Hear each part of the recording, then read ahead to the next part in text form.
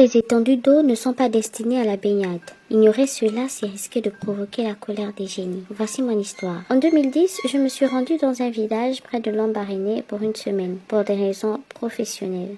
Le samedi, j'ai décidé d'aller me balader dans le village et comme il faisait très chaud, j'en ai profité pour chercher un endroit où me baigner. En marchant, j'ai découvert une petite rivière dont l'eau sortait d'un gros rocher. Cette eau était vraiment claire et très fraîche. Ce que je ne savais pas, c'est que les habitants du coin y venaient uniquement pour puiser de l'eau à boire. Sans me méfier, j'ai décidé de m'y laver, comme si c'était une rivière ordinaire.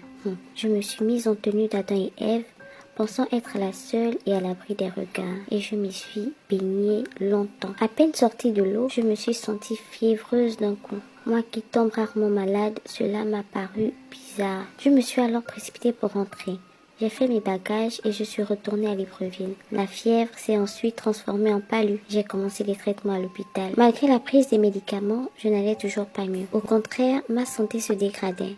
Et en plus de cela, des boutons avaient commencé à apparaître partout sur mon corps. Face à la situation, mon conjoint a décidé de m'emmener dans son village voir sa maman Nganga. Dès qu'on est arrivé, elle a procédé à la consultation et elle m'a dit ceci. C'est un génie des eaux qui te rend malade. Tu t'es lavé dans une rivière où il est formellement interdit de le faire. Et en plus, tu l'as fait en tenue d'Adam et Ève. Le génie a perçu cela comme un manque de respect, alors il t'a puni en te rendant malade. À ce moment-là, tout est devenu clair dans mon esprit.